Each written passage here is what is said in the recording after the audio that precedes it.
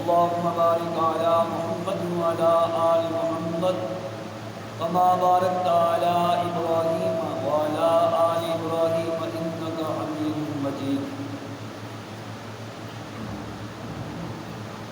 يا أيها الذين آمنوا اتقوا الله حق تقاته ولا تموتن إلا وأنتم مسلمون.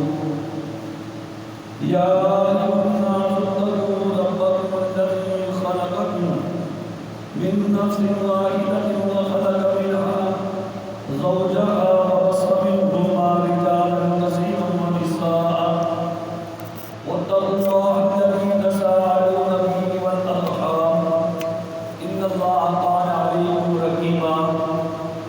يا أيها الذين آمنوا اتقوا الله وقولوا قولا سديدا يصلح لكم أعمالكم ويغفر لكم ذنوبكم ومن يطع الله ورسوله فقد فاز فوزا عظيما.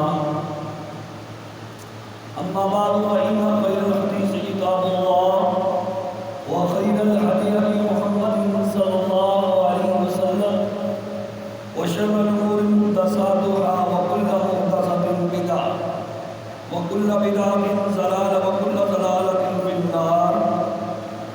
رب اشرح لي صدري ويسر لي أمري واحلل عقدة من لساني يفقهوا قولي. رب زدني علما رب زدني علما رب زدني علما. اللهم إنا أسألك علما نافعا ورزقا طيبا وعملا متقبلا. أما بعد فأعوذ بالله السميع العليم من الشيطان الرجيم. بسم الله الرحمن الرحيم. إن الصلاة كانت على المؤمنين كتابا موقوتا. وقال النبي صلى الله عليه وسلم بني الإسلام على خمس شهادة أن لا إله إلا الله وأن محمد رسول الله وإقام الصلاة وإيتاء الزكاة والحج وصوم رمضان. پڑھنی ہے نماز تو ہستی سے درگزر، پڑھنی ہے نماز تو ہستی سے درگزر، ایسا گزر کہ ہستی کی بو نہ رہے.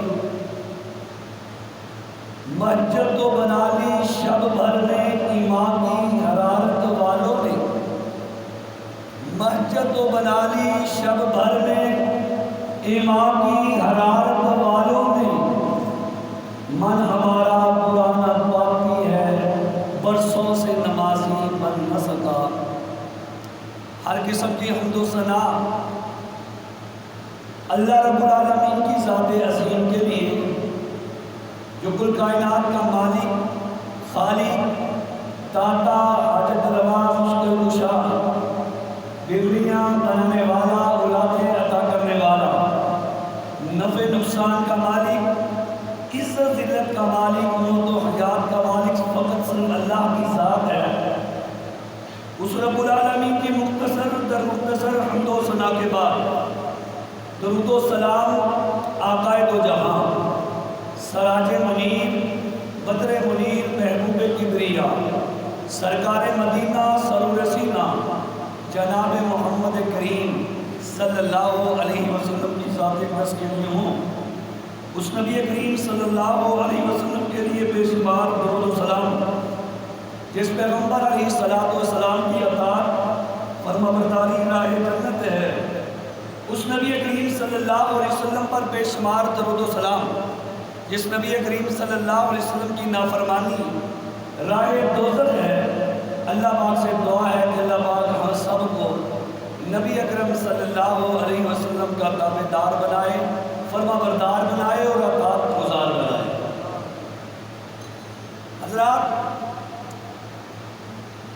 جس چیز کی جتنی اہمیت ہوتی ہے، جس کا جتنا مقام ہوتا ہے، جس کی جتنی فضیلت ہوتی ہے، جتنا رتبہ ہوتا ہے،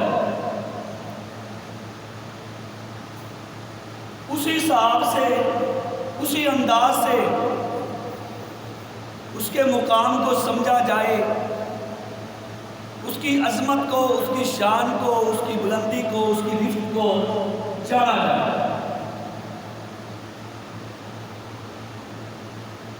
ایک ایسا مسئلہ ہے، بڑا اہم مسئلہ ہے موجودہ دور کا، موجودہ معاشرے کا، جس مسئلے کی ازل سے عظمت ہے، جس مسئلے کی ازل سے عزت ہے، جس کی بڑی فضیلت ہے، جس کی بڑی تاکید ہے، ہم مسلمان اتنا ہی اس سے دور ہو چکے۔ یہ اجتماعی بات ہے، انفرادی بات نہیں۔ چاہیے تو یہ تھا کہ اس مسئلے کی اللہ پاک نے جتنی عظمت بیان کی ہے، جتنا مقام بیان کیا ہے،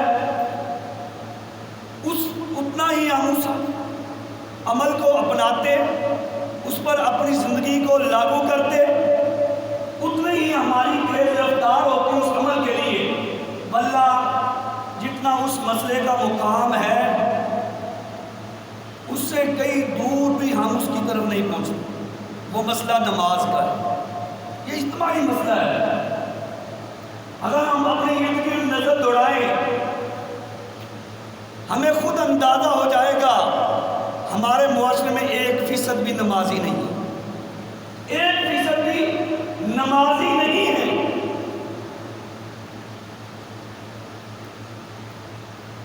اللہ تبارک و تعالیٰ نے جس عمل، جس عبادت کی بھی ایجاد کی، جس چیز کا بھی قانون بنانا چاہا، تو اللہ تبارک و تعالیٰ نے اس قانون کو، اس مسئلے کو آسمان سے دنیا کی طرف نازل کیا۔ زکوٰۃ کا ذکر آیا تو زمین پر نازل کیا گیا، حج کا ذکر آیا زمین پر ذکر کیا گیا۔ جتنے بھی عبادات ہیں، جتنے بھی اعمال ہیں، جتنے بھی احکام ہیں، جتنے بھی مسائل ہیں، تمام کے تمام اللہ تبارک و تعالیٰ نے آسمان سے زمین پر نازل کیے۔ ایک ہی ایسا مسئلہ ہے جس کو نماز کہتے ہیں، ایک ہی ایسا مسئلہ ہے جس کو نماز کہتے ہیں۔ جب اس کی باری آئی تو رب رحمان نے انداز بدل لیے، اللہ تبارک و تعالیٰ نے قانون بدل لیا۔ اپنے پیغمبر جناب محمد رسول اللہ صلی اللہ علیہ وسلم کو زمین سے اٹھایا، آسمان پر بلا کر نماز کا تحفہ تھا۔ اس سے بڑا کیا مقام ہوگا نماز کا؟ اس سے بڑی اہمیت کیا ہوگی نماز کی کہ اللہ تبارک و تعالیٰ نے گوارا نہ کیا کہ نماز کا قانون، نماز کا حکم ہم زمین پر دیں۔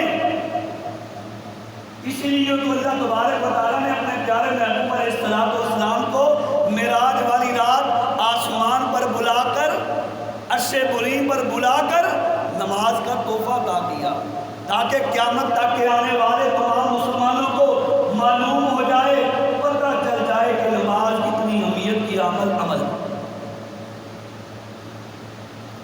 اور قرآن کریم میں اللہ تبارک و تعالیٰ نے نماز کے بارے میں فرمایا، ان الصلاۃ کانت علی المؤمنین کتابا موقوتا،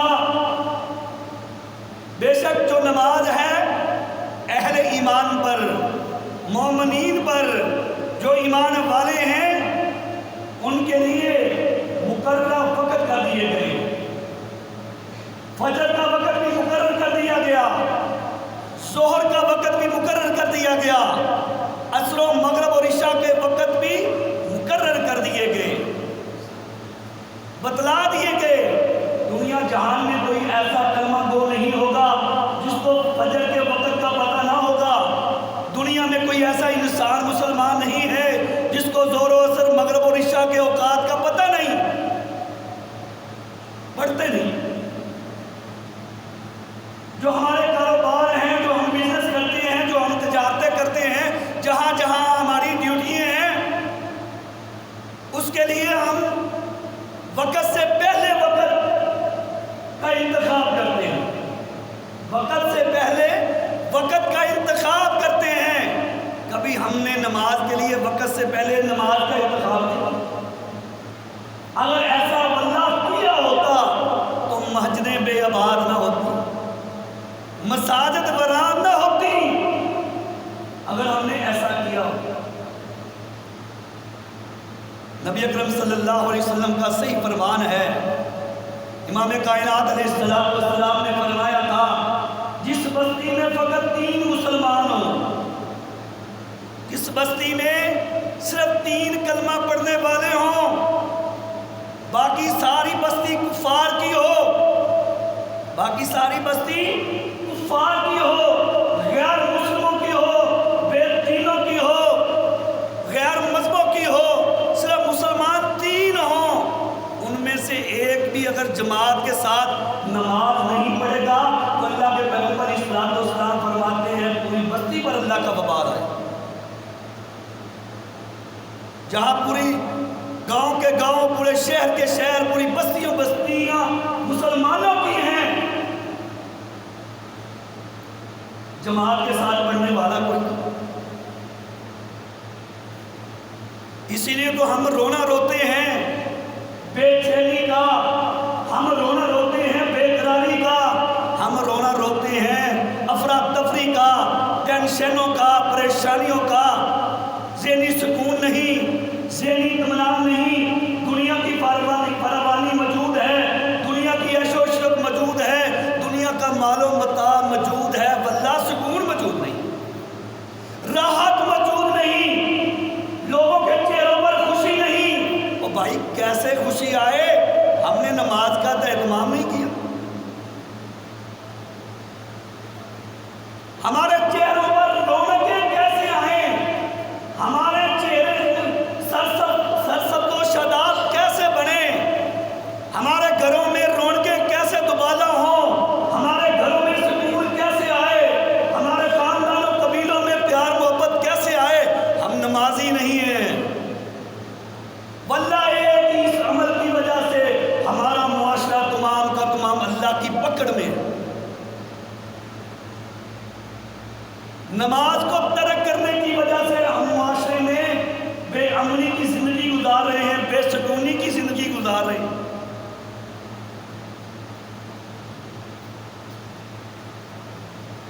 نبی اکرم صلی اللہ علیہ وسلم کے زندگی میں بے شمار گروہ تشریف لائے، ان میں سے ایک گروہ بھی آیا، آ کر کہنے لگا اللہ کے پیغمبر جی ہم اسلام کو قبول کرنا چاہتے ہیں، ہم مسلمان ہونا چاہتے ہیں، ہمیں کیا کرنا پڑے گا؟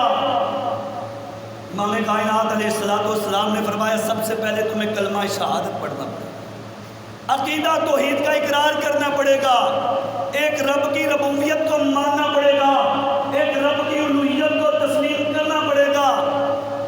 جب تم عقیدہ توحید کو اپنا لو گے، اس کے بعد تمہیں 4 کام کرنے پڑیں گے۔ کلمہ پڑھنے کے بعد، اسلام میں داخل ہونے کے بعد، مسلمان ہونے کے بعد 4 امر ہیں جو ہر مسلمان پر فرض ہیں، جن کو ارکان اسلام کہتے ہیں۔ اللہ کے پیغمبر علیہ السلام نے فرمایا اسلام میں داخل ہونے کے بعد سب سے پہلا عمل ہے نماز کا۔ اللہ تبارک و تعالیٰ نے اہل ایمان پر 5 نمازیں فرض کی ہیں، 5 نمازوں کا ذکر ہوا، 5 نمازیں پڑھنی ہیں۔ پھر فرمایا 12 مہینوں میں سے ایک مہینہ ماہ رمضان مبارک کا ہے، جس میں 30 دن یہ 1 مہینے کے روزے رکھنے ہیں۔ پھر فرمایا اس کے بعد اگر تم صاحب مال ہو، تمہارا مال نصاب زکوٰۃ کو پہنچ جائے، پھر تمہیں سال کے بعد 1 سال کے بعد اپنے مال کی زکوٰۃ نکالنی پڑے گی۔ چوتھے نمبر پر فرمایا اگر تم صاحب استطاعت ہو، طاقت رکھتے ہو، تو زندگی میں 1 مرتبہ تم پر بیت اللہ کا حج فرض ہے۔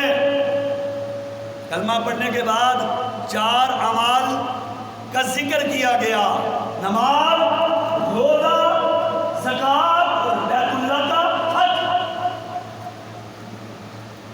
اب اس قبیلے کا جواب سماعت کیجئے۔ قبیلے والے کہنے لگے اے اللہ کے پیغمبر جناب محمد رسول اللہ صلی اللہ علیہ وسلم، جب ہم نے کلمہ پڑھ لیا کبھی اللہ کے ساتھ ہم شرک نہیں کریں گے۔ جب ہم نے اسلام کو قبول کر لیا، جن بتوں کی ہم پوجا کرتے ہیں، جن کے سامنے ہم اپنے سروں کو جھکاتے ہیں، اس کے بعد نہیں جھکائیں گے۔ ہم سال کے بعد ماہ رمضان مبارک کے روزے ضرور رکھیں گے، اپنے مال کی زکوٰۃ بھی ضرور نکالیں گے، بیت اللہ کا حج بھی ضرور کریں گے۔ ہم سے ایک کام نہیں ہو سکتا، ہم سے ایک عمل میں تواتر نہیں ہو سکتا، باقاعدگی نہیں ہو سکتی، اس کی ہم گارنٹی نہیں دیتے۔ عقیدہ توحید کی گارنٹی دیں گے کہ شرک نہیں کریں گے، رمضان کے روزے رکھنے کی گارنٹی دیں گے، وہ روزے ترک نہیں کریں گے، زکوٰۃ کو ادا کرنے کی گارنٹی دیں گے، وہ کبھی ترک زکوٰۃ نہیں کریں گے، بیت اللہ کے حج کرنے کی گارنٹی دیتے ہیں، کبھی بیت اللہ کا حج ترک نہیں کریں گے۔ ایک ہی مسئلہ ہے جس میں ہم تواتر اختیار نہیں کر سکتے، وہ نماز۔ جب اس قوم نے، اس گروہ نے، اس قبیلے والوں نے کہا ہم نماز کا اہتمام نہیں کر سکتے، نماز میں ہم باقاعدگی نہیں کر سکتے، اللہ کے پیغمبر علیہ الصلوۃ والسلام نے یہ نہیں فرمایا، وقت کی نزاکت کو نہیں جانا، مصلحت اختیار نہیں کی۔ چلو کوئی بات نہیں، قبیلہ آتا ہے، جب یہ شرک نہیں کریں گے، روزے رکھیں گے، زکوٰۃ دیں گے، حج کریں گے، نماز بھی شروع کر دیں گے۔ نہیں، بلکہ اللہ کے پیغمبر علیہ الصلوۃ والسلام نے کیا فرمایا؟ ہم تو سمجھتے ہیں ہم نے کلمہ پڑھ لیا، مسلمان ہو چکے، نمازیں پڑھے نہ پڑھے، مساجد کی طرف آئے نہ آئے، ہم مسلمان ہیں۔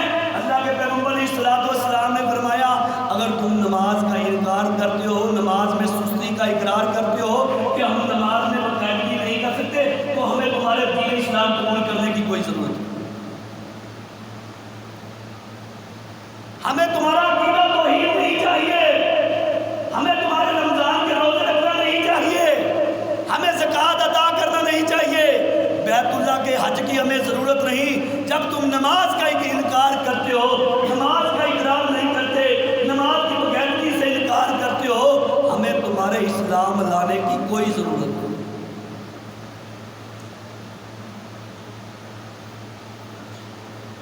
پتہ کیا چلا؟ جس دین میں نماز نہیں وہ دین نہیں، جس دین میں نماز نہیں وہ دین نہیں۔ صحابہ اکرام فرماتے تھے ہم فقط ایک ہی مسئلے میں مسلمان اور غیر مسلم کا امتیاز کرتے تھے، ہم ایک ہی مسئلے میں مسلمان اور غیر مسلم کا امتیاز کرتے تھے، فرق جانتے تھے۔ جو نماز پڑھتا ہے وہ مسلمان ہے، جو نماز نہیں پڑھتا وہ مسلمان نہیں، جو نماز پڑھتا ہے وہ مسلمان ہے، جو نماز نہیں پڑھتا وہ مسلمان نہیں۔ پھر آگے نمازیوں کی تقسیمیں ہیں، جو فجر اور عشاء کی نماز میں سستی کرتا ہے وہ منافق ہے۔ جیسے ہمارا انداز ہے، وقت ملا تو صبح بیدار وقت پہ ہو کے تو فجر کی پڑھ لی، ظہر کے وقت ملا تو ظہر کی نماز پڑھ لی، ٹائم نہیں ملا تو عصر پڑھ لی، راستے میں جاتے مغرب پڑھ لی، عشاء کی تو ویسے ہی اللہ حافظ ہے، وہ ہم ٹی وی پہ گزارتے ہیں، خبروں پہ، میڈیا پہ گزارتے ہیں۔ ہماری حالت یہ ہے، جو 5 نمازیں پڑھتا ہے وہ مسلمان حقیقی وہی ہے۔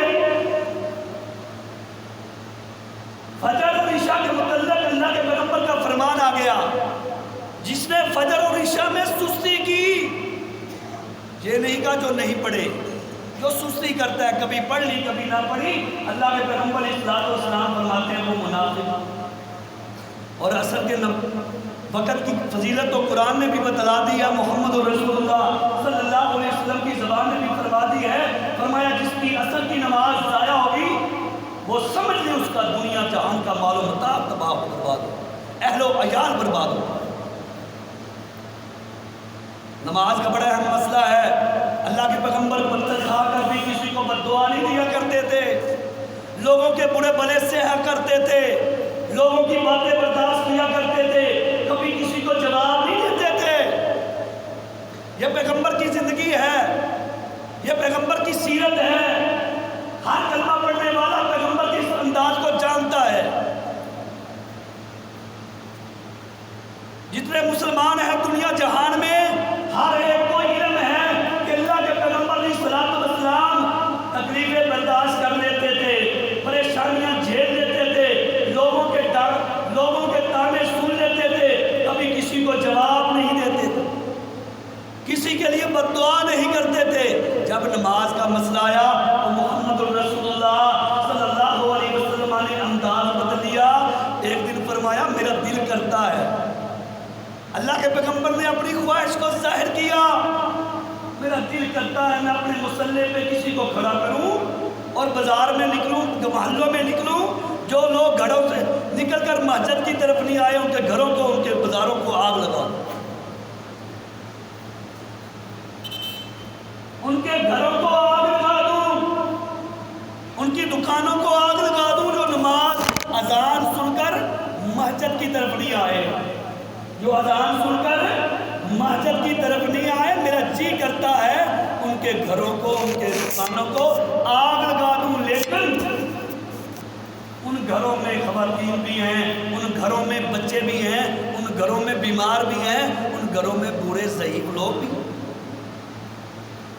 آگ لگائی نہیں، اپنی خواہش کو بیان کر دیا، وعید بیان کر دی، سزا بیان کر دی کہ جو نماز نہیں پڑھتا۔ ابو داؤد شریف کی صحیح روایت ہے، اللہ کے پیغمبر علیہ الصلوۃ والسلام فرماتے ہیں جس کے کانوں میں مؤذن کی اذان کے الفاظ پہنچ جائیں، اذان دینے والا اذان دے، سننے والا کانوں میں اذان کے الفاظ کو سنے، اللہ اکبر اللہ اکبر کی صدا کانوں میں پہنچے، اس کے بعد اپنی دنیا کے تمام کام کاج چھوڑ کر مسجد میں نہیں آتا، کل قیامت کا دن ہوگا اس کے کانوں میں شیشہ پگھلا کے ڈالے گا۔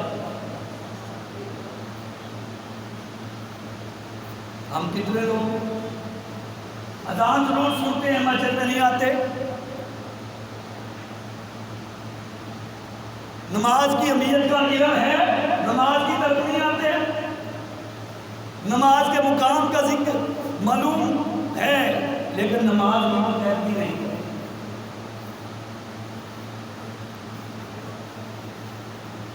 اللہ تبارک و تعالیٰ نے قرآن کریم میں 70 مرتبہ اقیموا الصلاۃ کا لفظ بولا،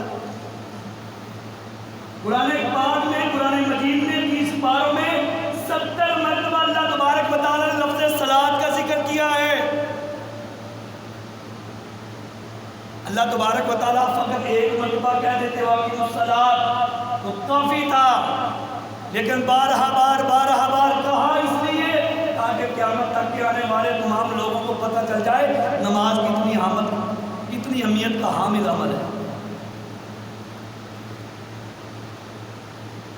اللہ تبارک و تعالیٰ نے نمازوں کو ضائع ہونے کی وجہ بھی بیان کی کہ کن لوگوں کی کس انداز سے نمازیں ضائع ہوتی ہیں،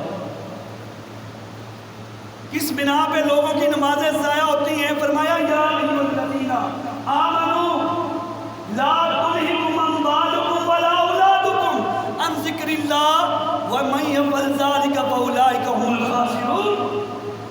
فرمایا اے ایمان والو، نہ ہلاک کرو اپنے آپ کو، نہ ہلاکت میں ڈالو اپنے آپ کو اولاد کی وجہ سے اور مال کی وجہ سے۔ پتہ کیا چلا، یا تو بندہ مال کی وجہ سے بے نماز بنتا ہے یا اولاد کی وجہ سے بے نماز بنتا ہے۔ مال کی وجہ سے بندہ کسی بھی کاروبار میں ہے، کسی بھی شعبے میں ہے، کسی بھی فیلڈ میں ہے، آج ایسا نہیں کہ لوگوں کے پاس گھڑیاں نہ ہو، ٹائم ٹیبل نہ ہو۔ ہر بندے کو پتہ ہے فجر کا وقت کیا ہے، ظہر کا وقت کیا ہے، عصر و مغرب و عشاء کے اوقات کیا ہے۔ کوئی بندہ بے خبر نہیں، لا علم نہیں ہے۔ دل نہیں کرتا کاروبار چھوڑنے کو، دکانداری چھوڑنے کو، تجارت چھوڑنے کو، اپنی ڈیوٹی چھوڑنے کو۔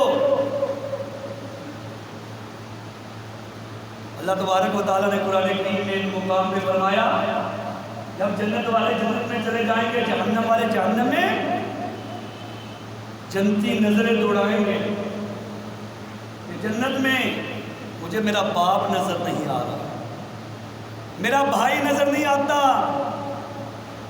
میرے عزیز و اقارب نظر نہیں آ رہے، میری ماں نظر نہیں آ رہی، میرا بیٹا نظر نہیں آ رہا، میری بیوی نظر نہیں آ رہی، میری بیٹی نظر نہیں آ رہی۔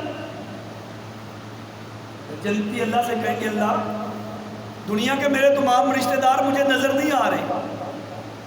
اللہ تبارک و تعالیٰ فرمائیں گے میرے بندے اگر وہ جنت میں نہیں ہے تو سمجھ لے کہ وہ جہنم میں چلے گا۔ پھر جنتی کہے گا اللہ میری اس سے ملاقات تو کرائیے، میں ان سے پوچھوں تو صحیح اس بنا پہ وہ جنت میں نہیں آئے، جہنم میں کیوں گئے؟ میں ان سے سوال کروں فی جنات یتساءلون عن المجرمین، اللہ میں ان سے سوال کروں ان مجرموں سے جو جہنم کا ایندھن بڑے ہیں، ما سالککم فی سقر، تم کو کس چیز نے اس تقریب میں پہنچایا ہے، تمہیں کس چیز نے اس عذاب میں مبتلا کیا ہے، ما سالککم فی سقر۔ یہ سوال کریں گے جنتی لوگ جہنمیوں سے۔ ان جہنمیوں کا جواب سماعت کریں، وہ یہ نہیں کہیں گے میں نے آپ کے ساتھ کاروبار نہیں کیا، میں نے آپ کے ساتھ رشتہ داری نہیں کی، میں نے آپ کے ساتھ دوستی نہیں کی تھی، اس طرح میں جہنم میں آیا۔ وہ ایک ہی بات کہیں گے، اور پہلی بات کہیں گے قالوا لم نک من المصلین، ہم نماز نہیں پڑھتے، ہم نماز نہیں پڑھتے تھے، اسی بنا پر جہنم کا ایندھن بن گیا۔ یہ قرآن کی بات ہے، یہ قرآن کا فرمان ہے، مانتے ضرور ہے، ایمان بھی ہے، یقین نہیں۔ کل قیامت کا دن ہوگا جب اللہ تبارک و تعالیٰ اپنا دیدار کرائیں گے،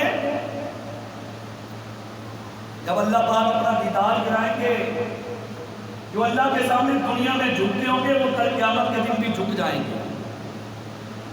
جو دنیا میں اللہ کے سامنے جھکے نہ ہوں گے، یوم یکشف عن ساق ویدعون الی السجود، وہ جھکنا چاہیں گے جھک نہیں سکیں، جھکنا چاہیں گے جھک نہیں سکیں گے۔ کیوں؟ دنیا میں وہ اللہ کے سامنے جھکے نہیں۔ آج اللہ پاک فرماتے ہیں جھکے کیا ملے گا؟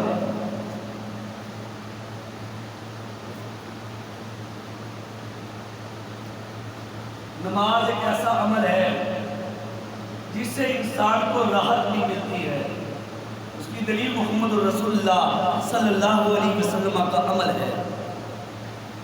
اللہ کے پیغمبر علیہ الصلوۃ والسلام جب کبھی پریشان ہوتے، جب کبھی بے چین بے قرار ہوتے، تو اللہ کے پیغمبر علیہ الصلوۃ والسلام حضرت بلال رضی اللہ عنہ فرماتے، یا بلال اقیم الصلاۃ ارحنا بہا، اے بلال اذان دو اور نماز کے ساتھ ہمیں راحت پہنچاؤ۔ راحت کہتے ہیں خوشی کو، راحت کہتے ہیں سکون کو، راحت کہتے ہیں قرار کو، جو ہم معاشرے میں موجود نہیں، جو ہمارے گھروں میں موجود نہیں، جو ہمارے اندر موجود نہیں۔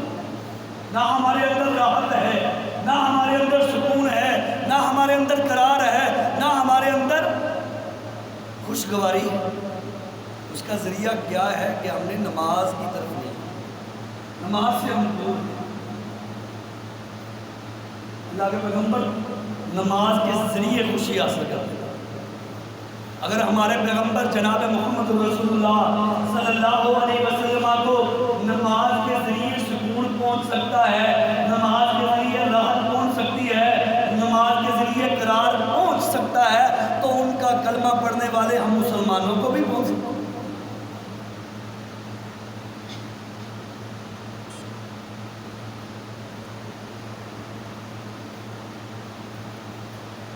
اللہ کے پیغمبر علیہ الصلوۃ والسلام نے حضرت عبادہ بن صامت رضی اللہ عنہ کو فرمایا، نصیحت کی.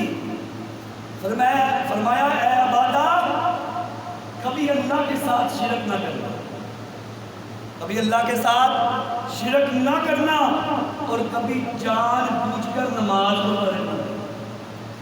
جان بوجھ کر کیا ہے؟ فقط نماز چھوڑنے کا دنیا میں کوئی عذر نہیں، کوئی ایک عذر بھی نہیں. جو عذر ہے اس کو بیان کر دیا گیا کہ بندہ سو گیا. جو بندہ سو گیا یا بھول گیا، وہ اللہ جانتا ہے بھولا کہ نہیں بھولا. وہ کیفیت اللہ کی ذات جانتی ہے، وہ اللہ کی ذات جانتی ہے بندہ بھولا کہ نہیں بھولا. وہ اللہ کی ذات جانتی ہے یہ بندہ سویا کہ نہیں سویا. اس کے علاوہ کوئی عذر نہیں. مسافر ہے، اس کی شکلیں بھی بیان کر دی ہیں. میدان جہاد میں ہے، اس کی شکلیں بھی بیان کر دی ہیں. خوف کی حالت میں ہے، صلاۃ الخوف کو بھی بیان کر دیا. جنگ سے زیادہ مجبوری والا عمل تو کہیں نہیں. گولیوں کی بوچھار ہو، تلواروں کے سائے ہو، اس حالت میں نماز کو چھوڑنے کا حکم نہیں ہے. خوف کی حالت ہو، اس حالت میں بھی نماز کو چھوڑنے کا حکم نہیں ہے. حضرت موسیٰ علیہ السلام اور حضرت ہارون علیہ السلام پر جب فرعون نے گھیرا تنگ کر دیا، وہ اللہ تبارک و تعالیٰ نے حضرت موسیٰ علیہ السلام اور حضرت ہارون علیہ السلام کو فرمایا کہ اپنے گھروں میں نماز کو پکڑو، نماز کی گھروں میں ادائیگی کرو.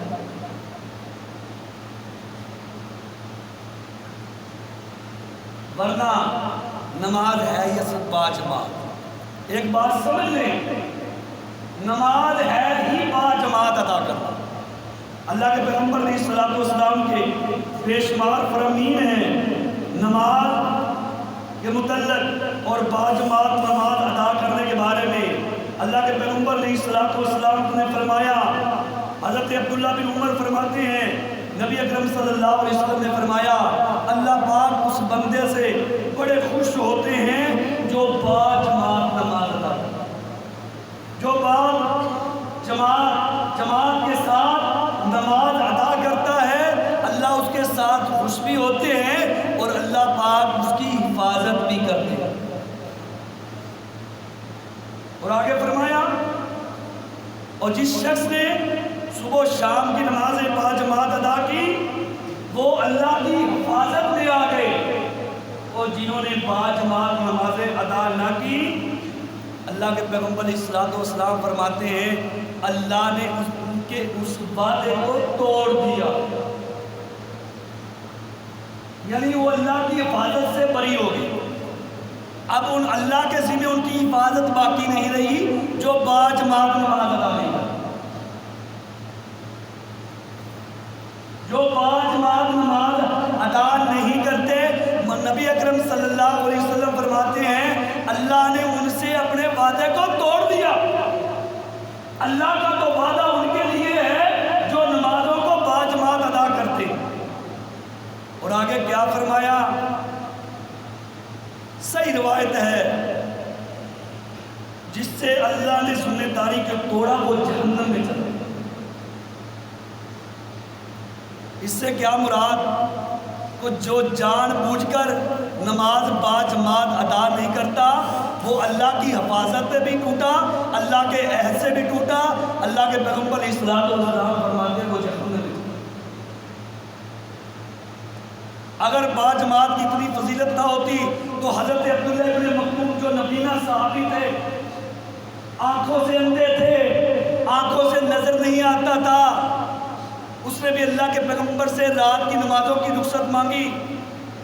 نبینے کے لیے رات اور دن میں کیا فرق ہے؟ حضرت عبداللہ بن عمر مکتوم رضی اللہ عنہ فرمایا اللہ کے پیغمبر جی رات کا وقت تو ہوتا ہے کوئی موذی جانور بھی ہوتے ہیں، کیا میں گھر میں نماز پڑھ لوں؟ پہلے آپ نے فرمایا ہاں پڑھ لیں۔ جب یہ جواب لے کر واپس چلے، چند قدم چلے تو اللہ کے پیغمبر نے آواز دی، یہ مشہور روایت ہے، پہلی باری نہیں میں سنا رہا، صدیوں سے علماء سناتے آ رہے ہیں۔ آپ نے السلام نے واپس بلایا، فرمایا کیا تیرے کانوں میں اذان کی آواز پہنچتی؟ کہنے لگے اللہ کے پیغمبر پہنچتی ہے۔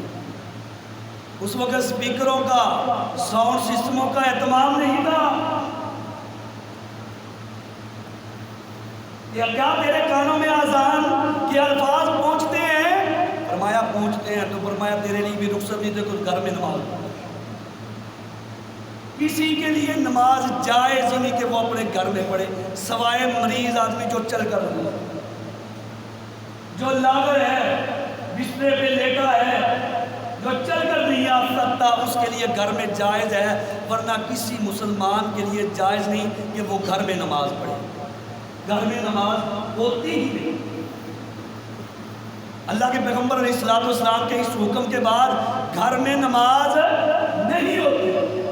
اگر ہونا ہوتی تو نبی نے صحابی کو اجازت مل جاتی کہ وہ اپنے گھر میں نماز ادا کریں۔